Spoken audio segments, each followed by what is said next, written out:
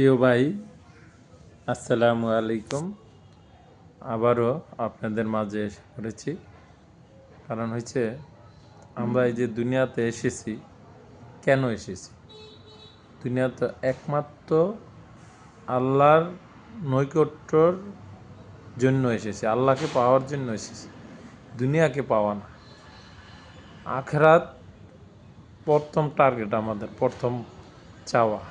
দুনিয়া বেঁচে থাকার জন্য, মানে আপনি বেঁচে থাকার জন্য যা খাদ্য দরকার, যা দরকার তাই আপনার দরকার দুনিয়াতে, এর বেশি না। যেমন আমরা 1000 কোটি টাকা কামাইতেছি এক একজনে, বা কামাইছে, আমি না কামাইছে আরেকজনে কামাইছে, কামাই এই টাকা পয়সা কি করছে, রাইখা গেছে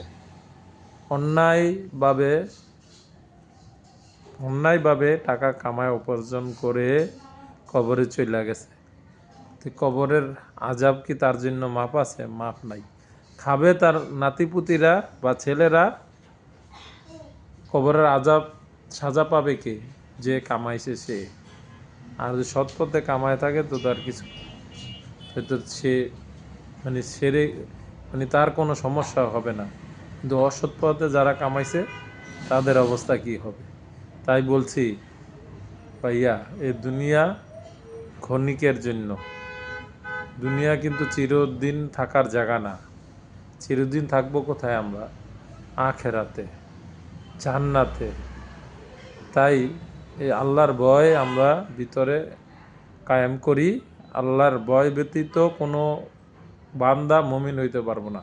তাই আল্লাহকে ভয় করি। আর ভয় করার নাম কি? মুখে মুখে বলা না, তাকে বাস্তবায়ন করা। কিভাবে বাস্তবায়ন করা? নামাজ পড়া, রোজা রাখা, সত্য কথা বলা। তাহলে